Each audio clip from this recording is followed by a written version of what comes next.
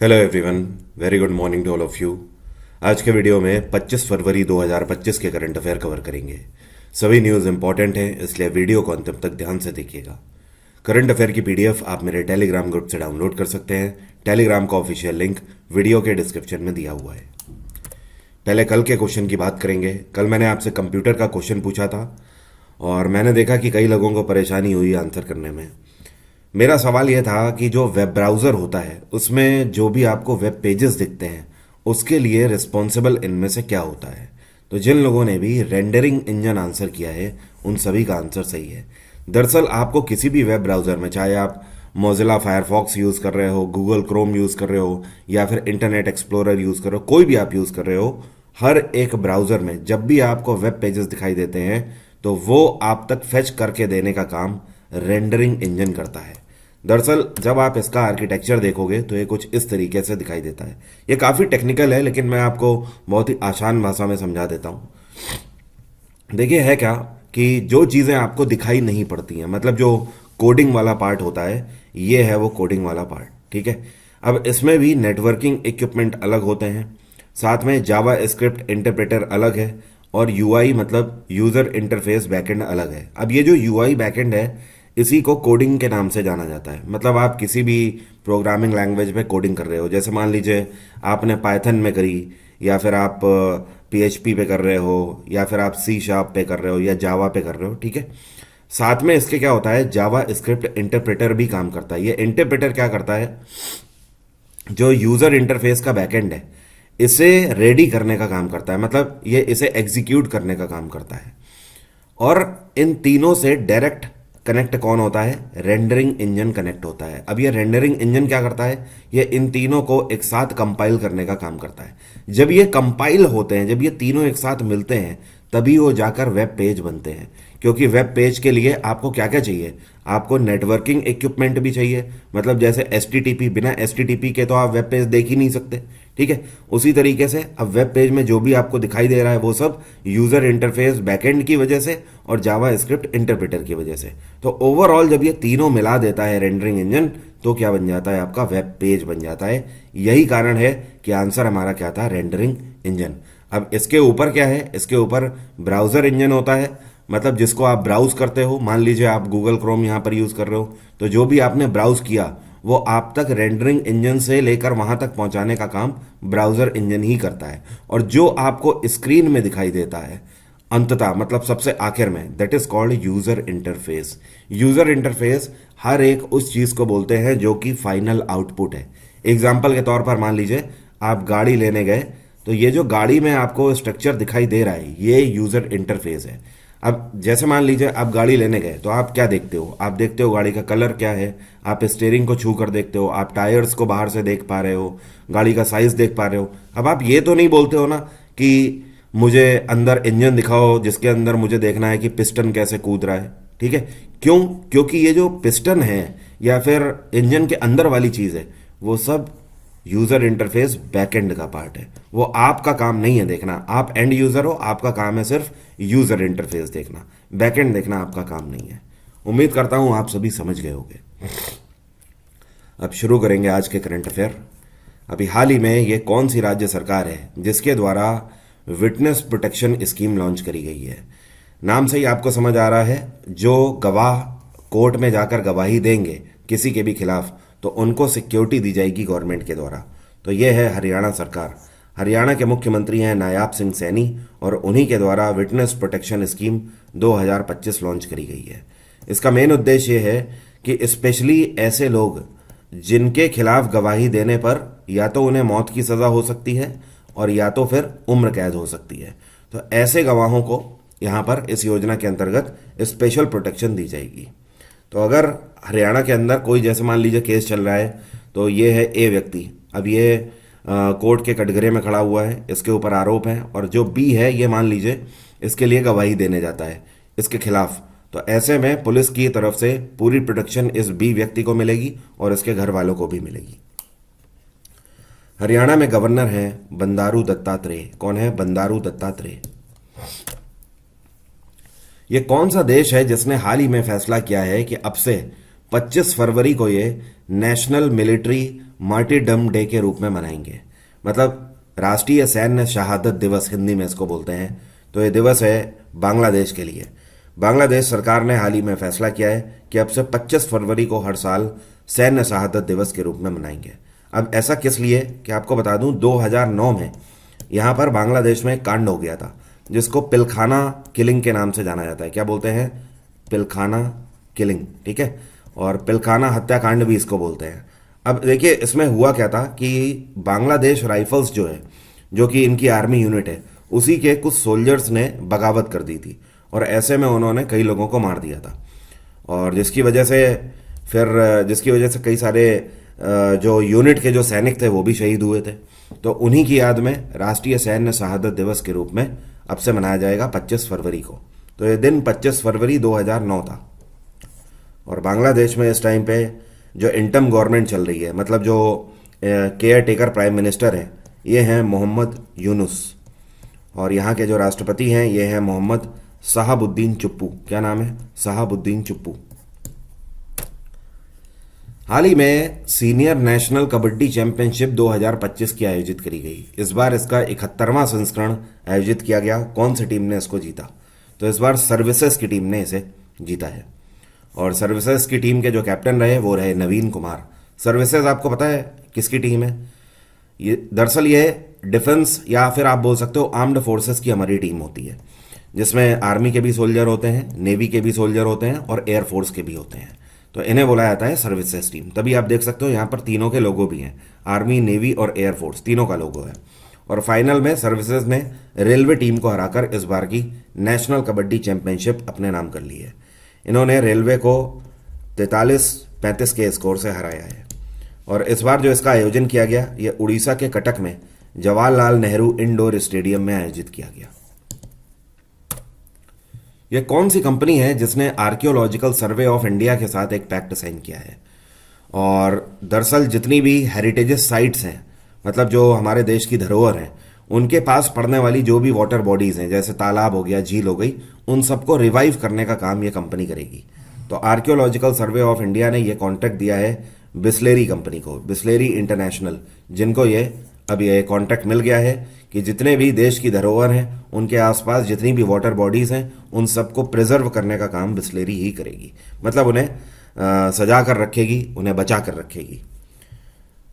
और बिस्लेरी की स्थापना 1969 में करी गई थी। इसका हेडक्वार्टर है मुंबई और सीईओ है इस टाइम पे एंजेलो जॉर्ज। कौन है? Angelo George. और क्या आप जानते हैं आर्कियोलॉजिकल सर्वे ऑफ इंडिया की स्थापना कब करी गई थी? इसकी स्थापना ब्रिटिशर्स के द्वारा करी गई थी 1861 में। हेडक्वार्टर है इसका नई दिल्ली और इस टाइम पे इसके चेयरपर्सन है यदुवीर सिंह रावत। यदुवीर सिंह रावत। यह कौन सी कंपनी है जिसके द्वारा भारत का पहला solar powered payment sound box launch किया गया है व्यापारियों के लिए? तो आप लोग इसको तो जानते ही होंगे, ये डिवाइस आपने कहीं ना कहीं ज़रूर देखी होगी। जब आप पेटीएम करते हो या फिर आप किसी भी तरीके का यूपीआई पेमेंट करते हो तो इस डिवाइस से आप देखते हो ना, ये बोलता है ना पेटीएम पर 5 रुपए का भुगतान हो गया है, पेटीएम पर 110 रुपए का भुगतान हो गया है। ऐसे आपने देखा होगा ना इसको बोलते हुए। तो इसीलिए इसको पेमेंट साउंड बॉक्स बोला जाता है। लेकिन अब क्या है कि पहली बार पेटीएम ने सोलर से चलने वाला ये पेमेंट साउंड बॉक्स लॉन्च किया है। अभी तक क्या होता था कि इसमें अंदर बैटरी लगी रहती है और इसके साथ मोबाइल जैसा चार्जर होता है, उस चार्जर से आप इसे चार्ज करते थे। तो एक बार चार्ज करने पर ये करीब 7 दिन तक चल जाता था। लेकिन अब क्या है कि अब इसमें बैटरी वाला सिस्टम आप लेना चाहते हैं तो ले सकते हैं, लेकिन अब सोलर वाला भी एक ऑप्शन आ गया है जिसमें कि ये थोड़ी सी भी अगर इसे धूप मिल रही है तो ये 2 से 3 घंटे में फुल चार्ज हो जाएगा। और एक बार ये चार्ज हो गया तो 24 से 25 घंटे तक ये चलेगा। ठीक है। तो स्पेशली इसको लॉन्च किया गया है रूरल एरियाज़ के लिए, रिमोट एरियाज़ के लिए। मतलब जो घने ग्रामीण एरिया है ना, जहाँ पर आज भी बिजली की दिक्कत है और लाइट आती नहीं है, तो इस वजह से वो कैसे चार्ज कर पाएंगे, तो उनके लिए लॉन्च किया गया है। और साथ में स्ट्रीट वेंडर्स के लिए जो कि रोड के किनारे पर स्टॉल लगाकर कोई सामान बेच रहे हैं, तो उनके लिए लॉन्च किया गया है। पेटीएम की स्थापना साल 2010 में करी गई थी। इसका हेडक्वार्टर है नोएडा और पेटीएम के सीईओ हैं विजय शेखर शर्मा। क्या नाम है इनका? विजय शेखर शर्मा। आगे बढ़ने से पहले आपको याद दिला दूं, आज एक प्रोग्राम हम लॉन्च करने वाले हैं ध्यान रखिए, ये बैच नहीं है बिल्कुल भी, ये एक प्रोग्राम है। और ये प्रोग्राम हम टेक्स्ट बुक से लॉन्च करने जा रहे हैं दोपहर में 2 बजे। तो आप इससे जुड़ना मत भूलिएगा, स्पेशली एसएससी के स्टूडेंट्स के लिए और हर वो स्टूडेंट जो कि किसी भी वनडे एग्जाम की तैयारी कर रहा है। तो दोपहर में 2 बजे यूट्यूब चैनल का नाम है एसएससी टेक्स्ट बुक, वहीं पर हम लाइव होंगे दोपहर में 2 बजे। तो हमसे मिलना मत भूलिएगा, आपके लिए बहुत कुछ इस प्रोग्राम में लेकर आ रहे हैं। वर्ल्ड थिंकिंग डे कौन सा दिन मनाया जाता है हर वर्ष? हिंदी में बोलते हैं विश्व चिंतन दिवस। तो ये दिवस हर वर्ष मनाया जाता है 22 फरवरी को। कब? 22 फरवरी। और इस बार 2025 की जो इसकी थीम रही, ये बहुत ही सिंपल है और छोटी सी है, अवर स्टोरी। और ये दिवस इसलिए मनाया जाता है ताकि फ्रेंडशिप को हम रेस कर सकें दुनिया भर में, ठीक है, दोस्ती को बढ़ा सकें। और साथ में जो पहली बार ये दिवस मनाया गया था, ये तब मनाया गया था जब 1926 में पहली बार गर्ल्स गाइड और गर्ल्स स्काउट्स को एक ऑर्गेनाइजेशंस के द्वारा प्रस्तुत किया गया था। मतलब कहने का कि दुनिया भर में जो गाइड्स हैं, तो 1926 से पहले तक महिलाएं इसमें काम नहीं करती थी। फिर 1926 में पहली बार महिलाएं काम करने लगी। उसके बाद उसी तरीके से खेलों में जो स्काउट होते थे वो पुरुष हुआ करते थे, बट पहली बार गर्ल्स आई 1926 में। तो तब से दिवस मनाया जाता है वर्ल्ड थिंकिंग डे, कि हम सोच सकें और भी बेहतर कर सकें अपनी सोसाइटी के लिए। हाल ही में ये कौन से खिलाड़ी हैं जो कि वनडे इंटरनेशनल फॉर्मेट में 14,000 रन बनाने वाले सबसे तेज क्रिकेटर बन गए हैं? तो ये हैं the one and only Virat Kohli. और विराट कोहली ने 11,000 रन पूरे किए थे। कितनी इनिंग्स में? 222 इनिंग्स में। और अभी हाल ही में भारत पाकिस्तान का जो मैच था उसमें 14,000 रन इन्होंने पूरे कर लिए हैं। 287 इनिंग में 14,000 रन इन्होंने पूरे कर लिए हैं। और ऐसा करने वाले ये अब दुनिया के मतलब दुनिया के सबसे तेज खिलाड़ी हैं। एक और चीज़ ध्यान रखिएगा, अगर सेंचुरीज़ की बात करें तो विराट कोहली की अब वनडे इंटरनेशनल में सेंचुरीज़ 51 हो गई हैं, 51। तो क्या ये सचिन तेंदुलकर को पछाड़ चुके हैं? जी हाँ, वनडे इंटरनेशनल में ये सचिन तेंदुलकर को पीछे कर चुके हैं। सचिन तेंदुलकर की 49 सेंचुरीज़ हैं ओडीआई में। लेकिन अगर टेस्ट फॉर्मेट की बात करें तो अभी ये सचिन तेंदुलकर से बहुत पीछे है। सचिन तेंदुलकर की जो टेस्ट में सेंचुरीज़ हैं वो 51 सेंचुरीज़ हैं और विराट कोहली की टेस्ट में अभी सिर्फ 30 हैं। तो ओवरऑल देखा जाए तो 21 सेंचुरीज़ अभी ये टेस्ट में दूर हैं सचिन से। सचिन ने टोटल 100 सेंचुरीज़ मारी हुई हैं, 51 टेस्ट मैचेस फॉर्मेट में और 49 ओडीआई में। हाल ही में 2025 की नई दिल्ली मैराथन का आयोजन किया गया। इसको मेंस कैटेगरी में किसने जीता है? तो जो आपको पिक्चर में दिखाई दे रहे हैं ये हैं मान सिंह। मान सिंह के द्वारा नई दिल्ली मैराथन को इस बार जीत लिया गया है। और जो इन्होंने मैराथन पूरी करी है ये 35 साल के हैं और 2 घंटे 15 मिनट में इन्होंने मैराथन पूरी करी है। और अगर विमेंस कैटेगरी में बात करें तो इनका नाम है भागीरथी बिस्ट। क्या नाम है? भागीरथी बिस्ट। बाकी जो सेकंड और थर्ड आए हैं खिलाड़ी, तो जो सेकंड आने वाले हैं इनका नाम है प्रदीप चौधरी और जो थर्ड आने वाले हैं इनका नाम है अक्षय सैनी। जो फर्स्ट आए हैं मान सिंह, इनको 2 लाख रुपए की धनराशि मिली है। सेकंड आने वाले जो हैं प्रदीप, इनको 1 लाख की। और तीसरे जो हैं अक्षय सैनी, इनको 50,000 की धनराशि मिली हुई है।